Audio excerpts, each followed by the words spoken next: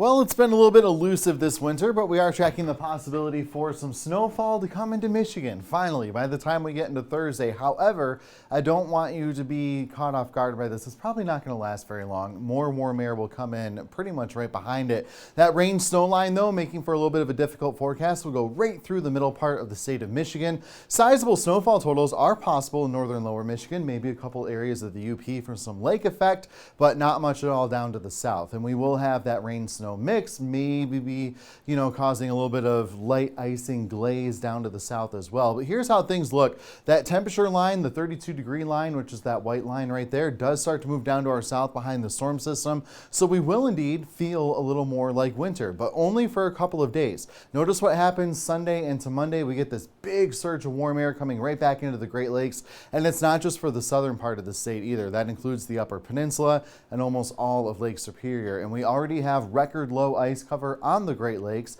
We have record warm water temperatures on the Great Lakes as well. And this is looking like it's just going to kind of perpetuate that trend for us over the next couple of weeks. So we are in a little bit of a limbo here for the next couple of days. There's our system, though, that's going to start to head our way Wednesday night. It's out there Thursday morning, but notice at 5 p.m. we could start to see this thing already exit the area, but that rain snow line goes right through the lower part of the state. So we'll watch it very closely. But here's the potential snowfall from the European model.